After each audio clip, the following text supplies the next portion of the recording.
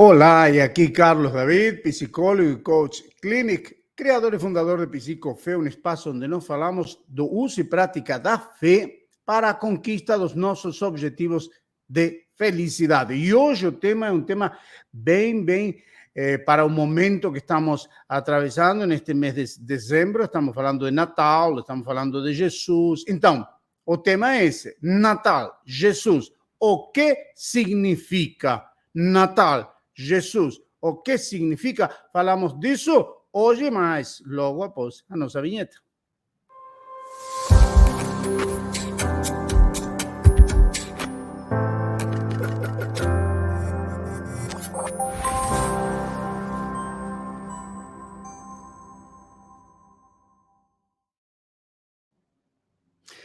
Muito bem. Natal, Jesus, o que significa?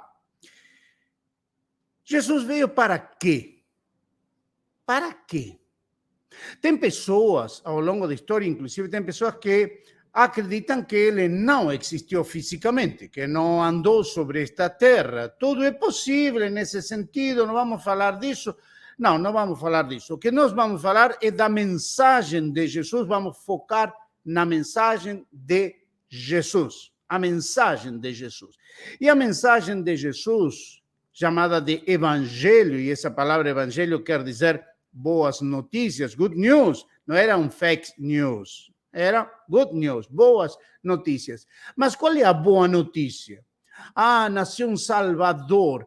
Ok, mas Salvador de quê? Salvador dos nossos pecados, disse alguém.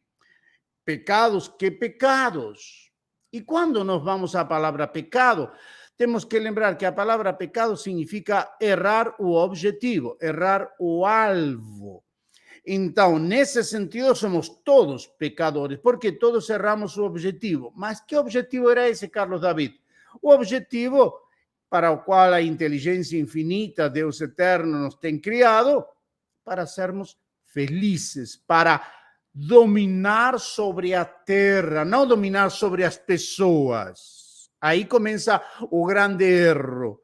Porque quando nós lemos, de repente, na primeira página do Gênesis, vamos encontrar que nesse relato alegórico, representativo, não é certo? Na verdade, está demonstrado que Deus cria o ser humano para que ele domine sobre a terra, sobre os animais, sobre a natureza, ele possa criar seu próprio ambiente de felicidade, etc. Tudo que nós temos feito até o dia de hoje, como a humanidade foi avançando e criando seu próprio ambiente de acordo ao que ele quer e o que não existe ou inventa, com tudo aquilo que está aqui neste planeta que Deus tem dado para a humanidade. Ok.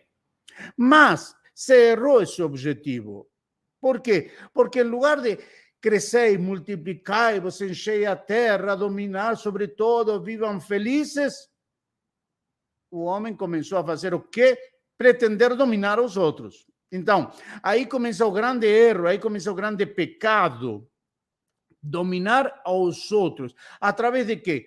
Através de governos, de reinos, de impérios, religiões, partidos políticos, sempre buscando exercer domínio sobre os outros. E por que vai exercer domínio sobre mim se todos somos iguais?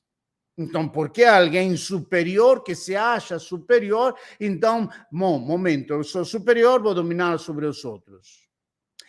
Quando falamos, então, de Natal, quando falamos de Jesus, de repente, também se fala, agora estamos falando de lenda, uma lenda, que seria uma lenda? A lenda, Papai Noel, tudo bem, os presentes, todo esse sentido de estar em família, com amigos, passar uns bons momentos de concórdia, de felicidade, de fraternidade, nos dar presentes, adornar a casa, tudo fica muito lindo e é bom, é claro que é bom, pelo menos para mim é muito bom, porque bastante já temos com motivos de preocupação, de tristeza, de medo, de terror, etc., isolamento, distanciamento, e é muito mento, né? muito menos. Mas tudo bem. Então, vamos para Jesus. Então, o que significa ele, Jesus? Jesus trouxe a liberdade. Liberdade. Liberdade de quê? Até esse momento, Deus era, entre aspas, propriedade dos judeus. E quem não era judeu, então não tem nada a ver com Deus. Quem não é judeu vai para o inferno. Quem não é judeu, Deus não quer, etc, etc. Esse sectarismo que existia nesse momento, que era a única religião monoteísta. Então, pronto. Quem é judeu, está bem. Quem não é judeu, fora. Jesus veio trazer exatamente um rompimento de tudo isso. Por isso não foi aceito pelos chefes da religião, porque os chefes religiosos da sua época, aos quais Jesus chamou carinhosamente de raça de víboras, sepulcros branqueados, que por fora parecem muito bonitos, mas por dentro estão cheios de ossos mortos, etc, etc, ossos podres, hipócritas e tudo mais. Ok. Por que aconteceu isso? Porque Jesus não se dobrava a ser mais um sectarismo, fazer um sectarismo. Não, vamos seguir com isto. E há uma oportunidade, por exemplo, onde Jesus vai andando com seus discípulos. Discípulo quer dizer aprendiz, aquele que está aprendendo. Então, chegou uma pessoa, uma mulher cananeia, uma mulher que era da terra de Canaã, era considerada uma pagã, que não tinha nada a ver com Deus, não tinha nada, não merecia, inclusive, da misericórdia de Deus, não merecia, segundo a lei judaica. Por quê? Porque quando a mulher ia atrás de Jesus, dando gritos, dizendo: minha filha está gravemente atormentada, me ajuda, tem piedade, etc, etc., os apóstolos de Jesus disseram para o mestre: olha, fala com esta mulher que vai embora, porque ela está dando gritos atrás de nós e está incomodando esta mulher com a sua necessidade, seu problema. Jesus respondeu e disse: não está bem tomar o pão dos filhos e deitar para os cachorrinhos. Olha a discriminação, entre aspas. Nesse momento, sem dúvida alguma, que os apóstolos ficaram muito, muito empolgados, né? Nós temos razão, esta mulher não tem nada a ver conosco, sai fora. Mas a mulher respondeu para Jesus e disse: ok, tudo bem, é verdade, mas também os cachorrinhos comem das migalhas que caem da mesa dos seus amos. E Jesus que disse? Jesus respondeu: oh mulher, grande é a tua fé, seja feito contigo como queres. E a mulher voltou para sua casa e encontrou a sua filha totalmente curada. O que ensinou Jesus sobre isso? Ensinou para seus apóstolos, para seus discípulos, para seus aprendizes, que ele não vinha a criar divisões, sectarismo. Não, ele veio para unir as pessoas através de quê? Da fé.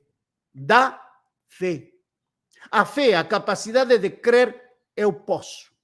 A capacidade que todos nós, seres humanos, temos de maneira inata de crer que podemos criar tal ou qual coisa, que usamos a nossa imaginação, porque sem imaginação nós não podemos criar nada. E mais, o ser humano pensa por meio de imagens. Nós não pensamos por meio de códigos, códigos binários, etc, etc. Nós pensamos por meio de imagens. Fazemos imagens de todas as coisas, fazemos imagens. Então, essa fé que imagina, como imaginou aquela mulher cananeia, ela imaginou que se chegava a Jesus, que se pedia para Jesus, Jesus ia responder e ela ia conquistar o que ela necessitava, que era ver sua filha curada.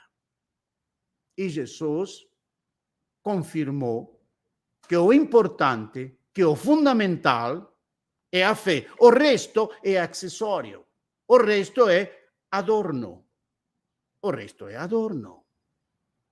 Eu posso usar adorno, Carlos David, ok, está em sua liberdade, mas o importante, o fundamental é entender que a nossa fé, a capacidade de crer que eu posso vencer a minha dificuldade, enfrentar a minha adversidade, que vai dar trabalho, sim, algumas coisas dão mais trabalho. E quando chega esse momento de que algumas coisas dão mais trabalho, o ponto está em perguntar, eu gosto de perguntar, você tem medo do trabalho? Se a pessoa me diz, não, então digo, então vamos em frente. Então vamos em frente.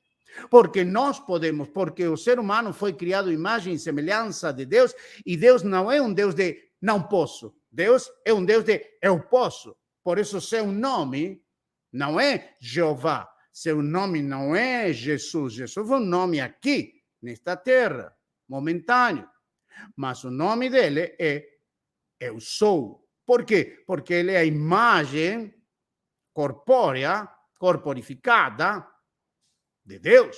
Por isso ele falou um dia para Felipe, que Felipe estava, um de seus apóstolos, estava pedindo, oh Jesus, mostra-nos o Pai, queremos ver o Pai.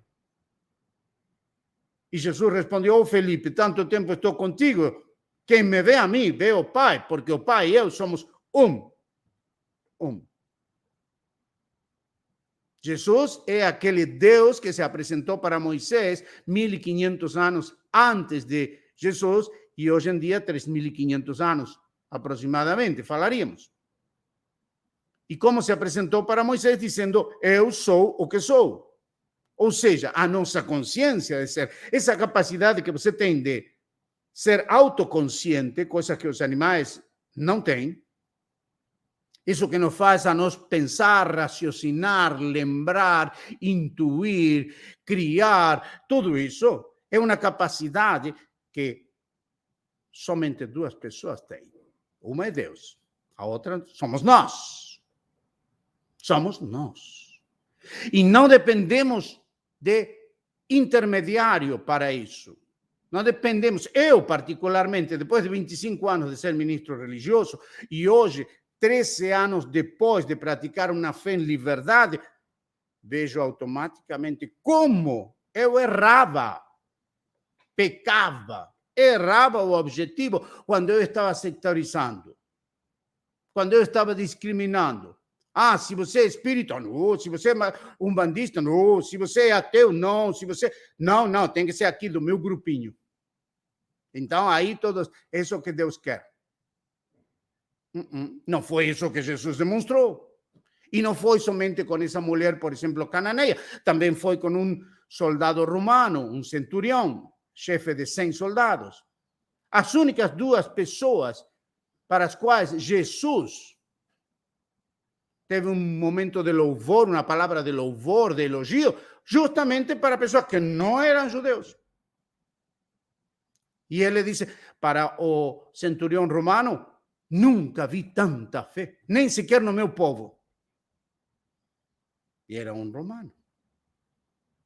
Era um idólatra. Então, e algo mais, como se fosse pouco, nós podemos acrescentar algo mais.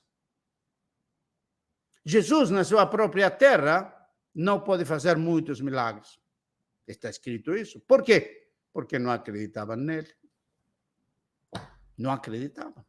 Então, o ponto está em que nós temos muitas coisas a viver nesta vida, a enfrentar dificuldades, adversidades, problemas, eventos contrários, enfim, tudo que você puder imaginar, que quer tirar a liberdade da fé.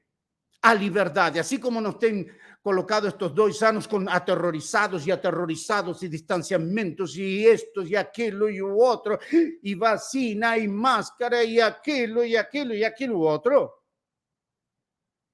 E nada é pior para o ser humano que viver com medo de sua vida, sabia? Todo psicólogo sabe disso, não precisa nem sequer ser psicólogo para isso. Nada pior para a nossa existência humana que viver com medo de perder a nossa vida. E isso está muito bem colocado. Embora nós não vemos isso, ouvimos. E vamos sendo assim, dirigidos como gado. E pelo medo nós vamos. E a nossa fé, eu quero lembrar que as palavras de Jesus, meu grande mentor, ele disse: não temais aos que podem matar o corpo, porque nada mais podem fazer. Olha as palavras de coragem, de força. Então, nós não necessitamos, eu não preciso de ninguém que se chame ministro. Não. Isso que eu reconheço, que há ministros, pastores, freiras, padres de bom coração, de boa intenção, que com toda a sua sinceridade sacrificam, às vezes, até sua vida, suas coisas, como eu fiz, inclusive, também durante 25 anos, sacrificando família, dinheiro, etc, etc. Mas eu estou falando de um sistema e não estou falando de uma pessoa, a menos que a pessoa esteja defendendo o sistema. Então, nós temos liberdade. Essa é a grande notícia, o grande significado. Natal, Jesus, o que significa? Liberdade. Liberdade. Se o Filho vos libertar, sereis verdadeiramente livres. Olha todos que eu vou lembrando. Não preciso pegar uma Bíblia, tenho várias Bíblias aí. É somente lembrar e nos fundamentar sobre aquele que é a única e máxima autoridade para falar de fé. Jesus. Não é o Papa, é Jesus. Assim de simples, pelo menos para mim. Ah, vou impor isso aos outros? Não, eu não estou aqui para impor nada. Estou aqui para informar que todos nós podemos escolher o nosso caminho. Qual é o seu caminho? Eu gosto de tal religião. Vai em frente. Não, eu não quero nenhuma religião, quero usar minha fé no bem, na vida, no respeito ao próximo, no progresso, tudo, e pronto. Então, vai em frente tranquilamente, porque para você também é o poder da fé. Por isso, para finalizar, e vamos finalizar com as palavras do mestre da fé, para aquele que crê, tudo é possível. Para aquele. Por isso o romano podia, a mulher cananeia podia e tantos outros. Essa é a grande notícia, esse é o grande significado do Natal. Vamos celebrar? Sim. Vai passar lindo? Sim. Vamos fazer uma boa comida, se podemos, uns presentes, se podemos, mas tudo bem. Não precisa, o que você puder, o que você tiver, está bem, está perfeito, ainda que tenha que compartilhar o mínimo. Mas é um momento de amor, de confraternidade, de carinho, que graças a Deus temos, porque Deus é amor. Então, quando manifestamos amor, estamos manifestando Deus. O resto é adorno. Adorno. Então, esse é o grande significado, e com isso vamos finalizar. O grande significado, e tomara que você possa entender perfeitamente aquilo que Jesus trouxe para nós. Liberdade. Liberdade. E quando termina a minha liberdade? Quando começa a liberdade do outro. Quando eu quero dominar sobre os outros, então já entrei no pecado. Errei o alvo. Deus não criou os seres humanos para que se dominem uns aos outros. Alguém parece que errou nas palavras também. Jesus disse: nisto conhecerão que sois meus discípulos, em que os ameis uns aos outros. Não em que vos domineis uns aos outros, vos discrimineis, vos condeneis. Ah, não, você vai para o céu, eu vou para o inferno. Não é assim. Não, pelo menos, para Jesus e não, pelo menos, para mim. Chegamos ao final. Muito obrigado por nos acompanhar. E convido você, se isto é de seu agrado, convido você a me acompanhar, me seguir nas redes sociais, carlosdavid.psicofé no Instagram, também no Face, e no nosso canal de YouTube, canal Psicofé TV. E enquanto isso, como sempre, meu abraço de fé